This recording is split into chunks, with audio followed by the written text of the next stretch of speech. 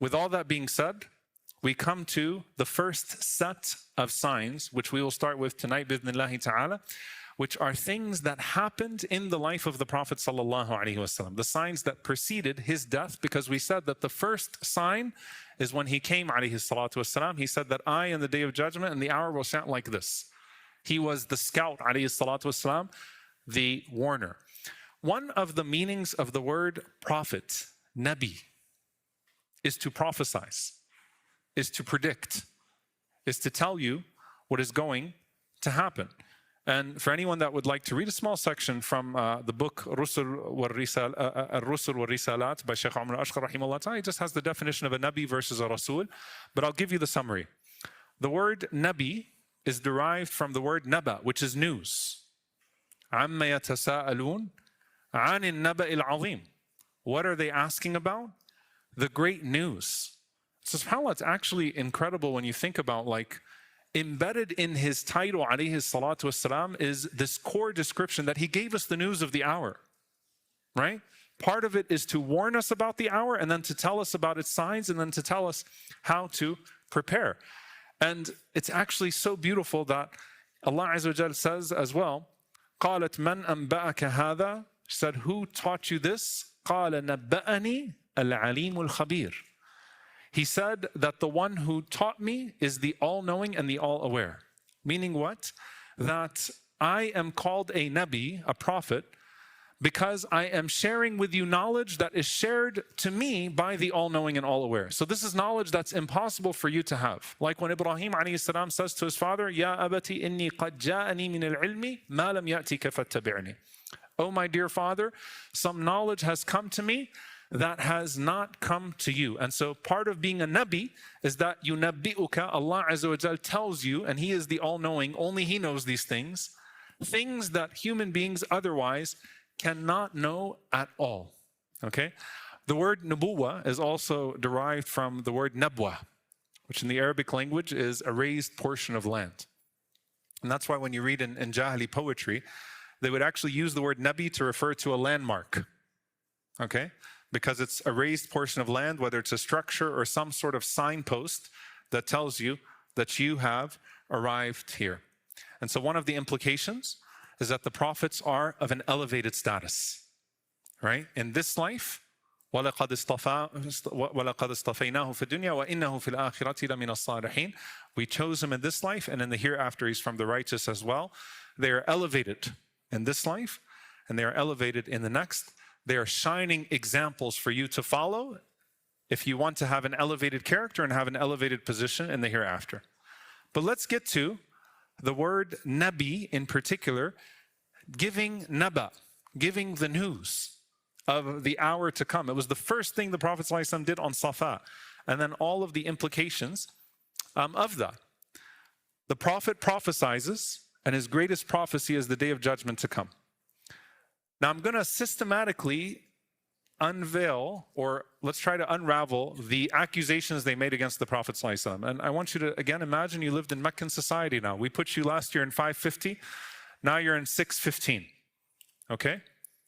The very first thing they tried to say about the Prophet ﷺ was what? He came down from the mountain, he seemed perfectly normal before he went there. He was the most agreeable person, sallallahu alaihi wasallam. He had everything set for him. And now all of a sudden he's talking about this, this, and that. What do you think the first thing they're going to call him is? I need you guys to engage now. What is it? No. Before that, Majnun. In Jannah, Majnun, he lost his mind. He's gone crazy. And so the very first accusation they make against the Prophet ﷺ is Majnun. But then you'll see, like, from Tufayl ibn Amr al-Dawsi and others that are interacting with him, they're like, he doesn't look like someone who's lost his mind. He clearly still has his full senses, alayhi salatu wasalam. He's not like speaking in any delirious way. He still has perfect articulation, a perfect grasp on reality. In fact, he has depth. He doesn't have the signs of anyone that's crazy at all, sallallahu alaihi wasallam. His character has not been compromised. He's not acting in any way that's out of place.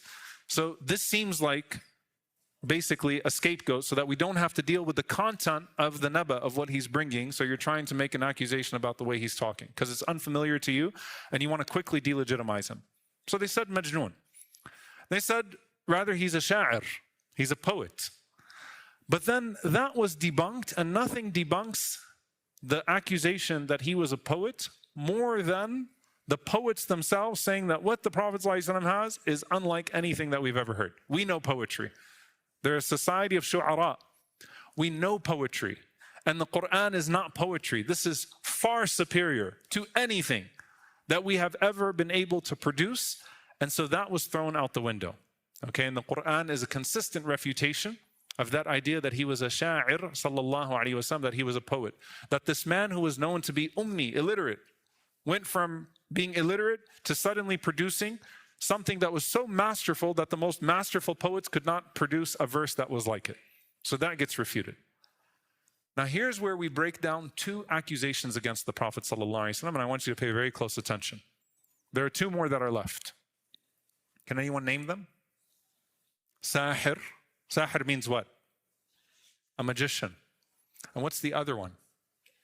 Kahin, a soothsayer. All right? Both of these affect the content of the signs of the Day of Judgment. How do we break it down? Again, you live in that society. Sihr, magic, means someone performs something in front of you. It's present, it's hadir, right? It's right in front of you, but it's not real, right? So I do something in front of you and I'm portraying things in front of you, but they're not real signs. That's sihr. And usually someone would say sihr if I can't believe what I'm seeing right now, right? So I'm just going to claim this is magic. And so that was one way they tried to attack the Prophet ﷺ, and that affects a set of ayat, of signs. So signs that are physical, that are seen, and that are present. You understand? Physical, seen, and present. They're in the moment. The Prophet ﷺ does things in front of them, and they say, nope, that this is sihr. Innahu la-sihr. No way. Our eyes have been deceived. You're doing something, but this is not real. Kahin, a soothsayer, means someone who tells you things about the future, right? They're predictions. I hear, but I doubt. I don't think this is true, or it's a half-truth, or they're making some sort of guess or prediction about the future. But subhanAllah, in every society you have these people. It's unbelievable. I'm from New Orleans. We had voodoo. All right? But everywhere you go, you've got someone that's trying to tell you the future. Right? And by the way, that's why the Prophet ﷺ warned about someone that even asks or consults someone who claims to tell you the future, because that would fundamentally replace the concept of prophethood in your life. So Muslims are like, what's the big deal? It's a horoscope. What's the big deal? I'm just going to this person who's just telling me something here. It is a big deal.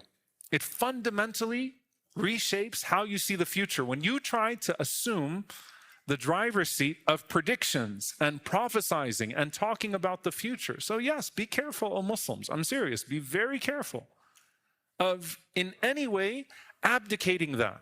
Giving that to someone other than the Prophet ﷺ, other than what has come to you from the Qur'an and from the Sunnah of the Prophet ﷺ. It's very tempting because we all want to know the future. Mata Nasrullah, when's the help of Allah coming? What do you think is going to happen tomorrow?